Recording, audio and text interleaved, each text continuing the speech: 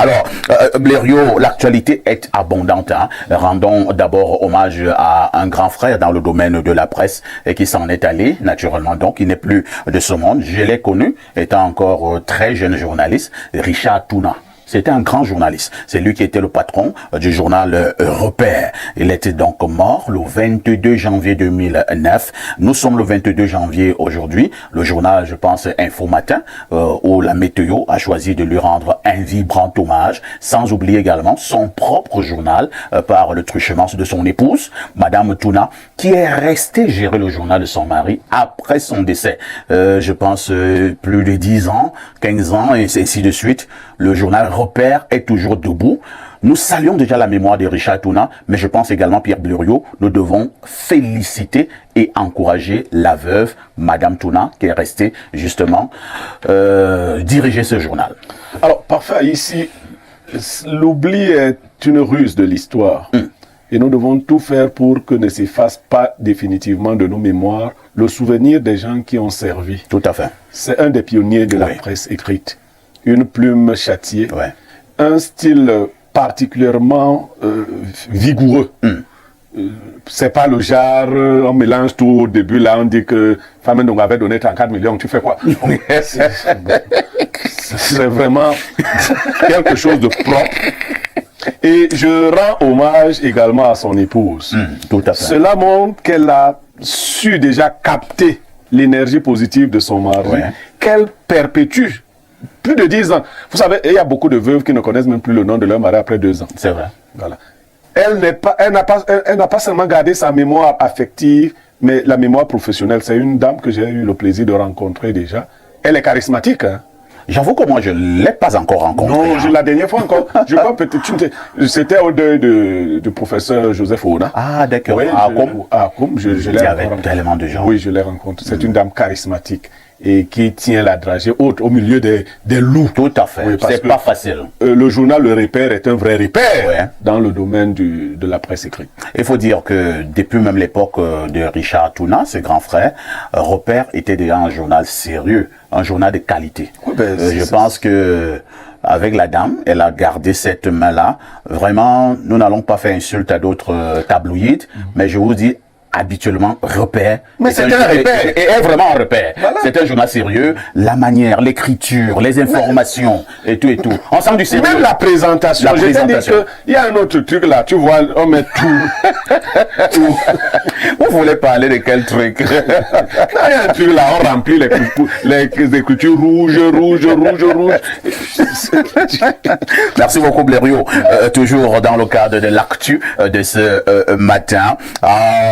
Alain Doc, Pierre Blériot, c'est reparti pour un petit tour du côté de la FECAFOOT.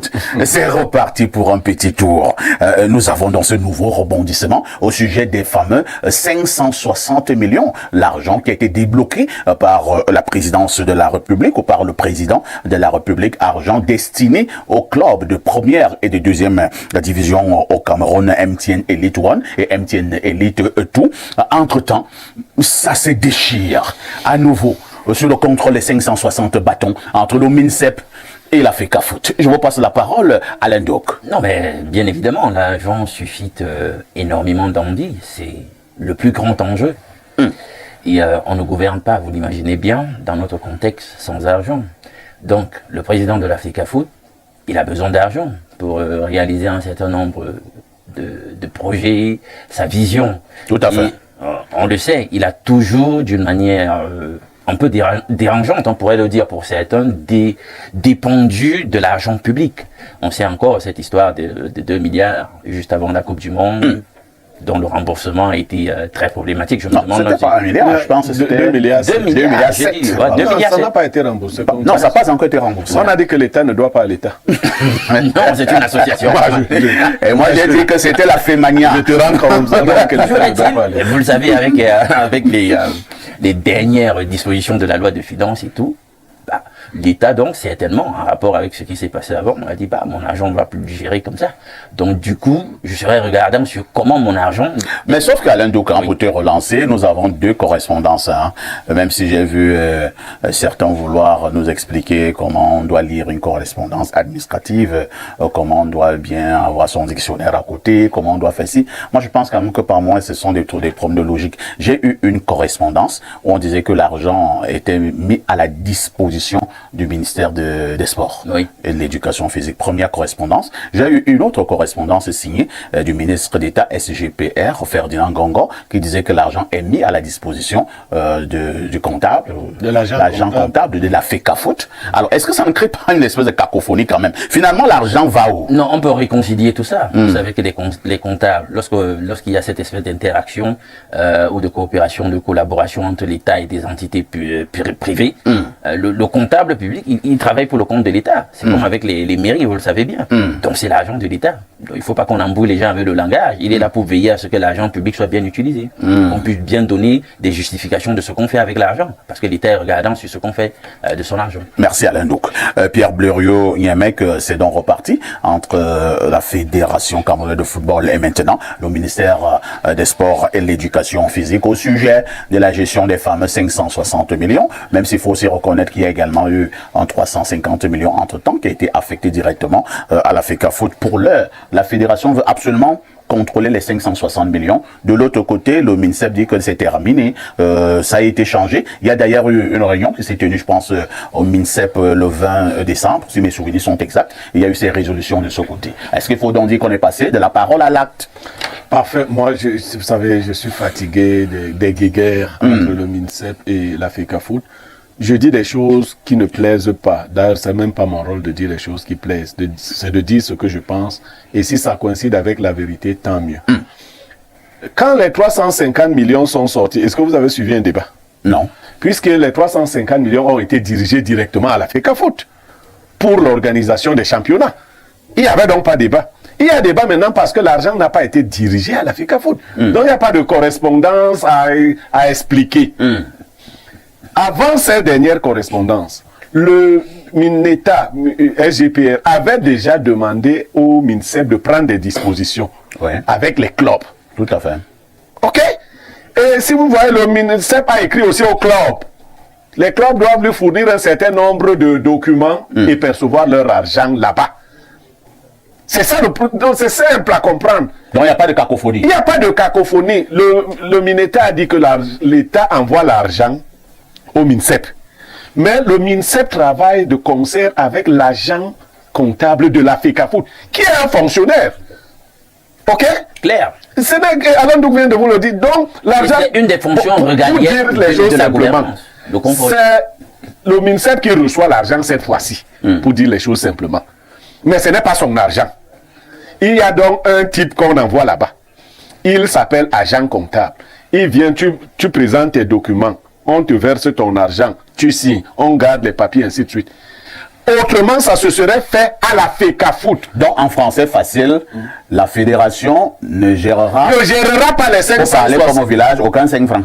Sur les 560. Mais c'est pas une bonne nouvelle, hein, Blériot. Bon, je n'en sais pas. Non.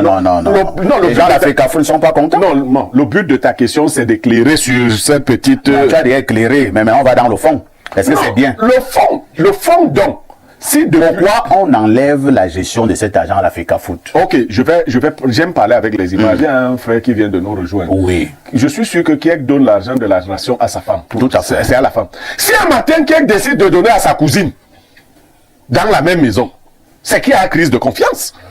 C'est aussi simple, c'est-à-dire tous les hommes normaux donnent l'argent de la ration à leurs épouses. Tout à fait. Si un matin, même toi, tu dis que non, Lynn, ce n'est plus toi qui perçois l'argent. Je donne directement soit à la ménagère, soit à ma cousine qui habite à la maison. C'est qu'il y a crise de confiance. Tout à fait. Les championnats ont-ils démarré? Oui. Bon, coussa. Donc les gens commencent donc à te créer des situations. Ce d'autant plus que j'ai d'abord évoqué une notion. Tu avais demandé un prêt de 2,7 milliards.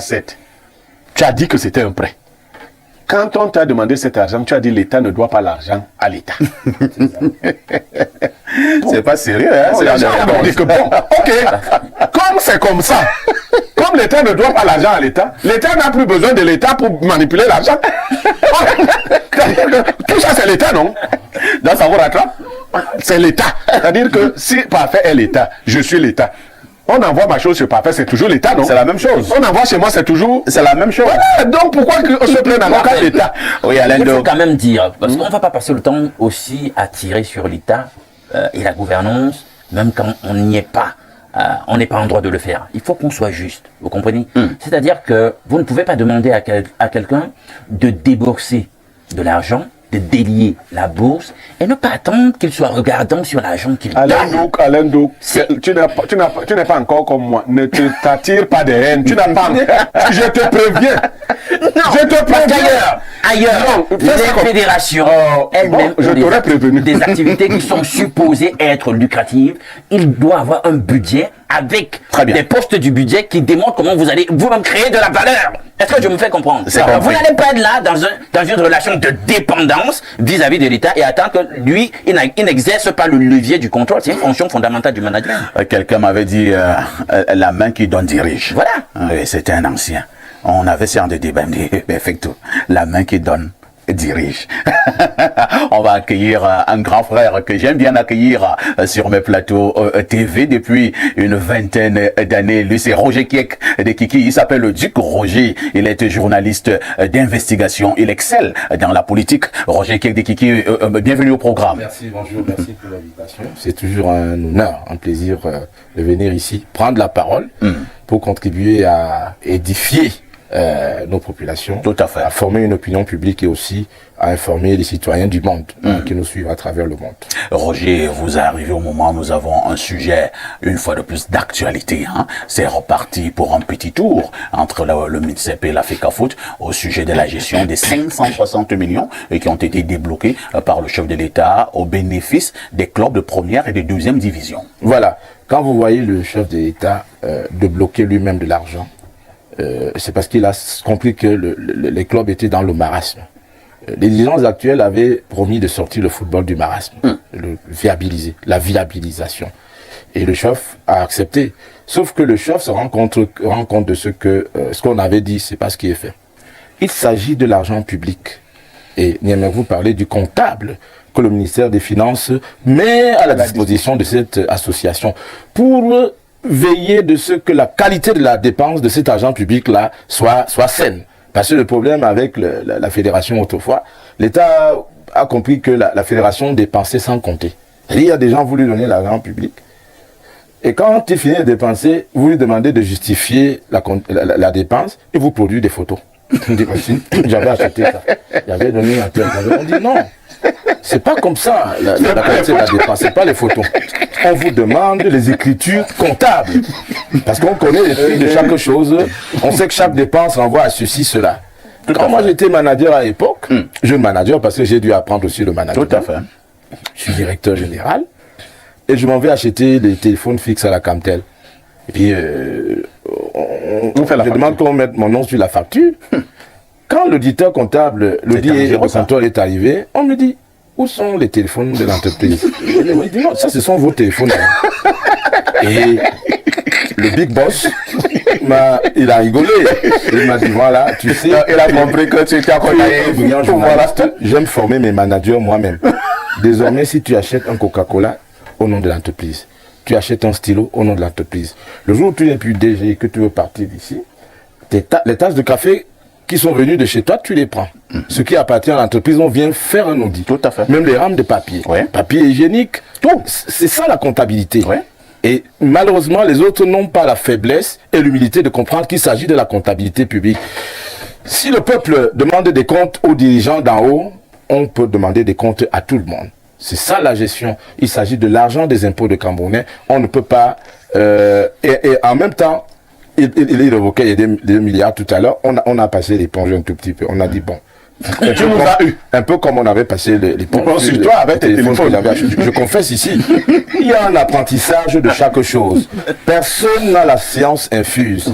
Un grand journaliste n'est pas forcément un bon manager. Vrai. Un excellent footballeur n'est pas forcément un bon manager. Et des fois, quand c'est l'argent public, il y a des risques de voir les gens se retrouver en prison en disant on m'arrête pour rien, je n'ai rien fait.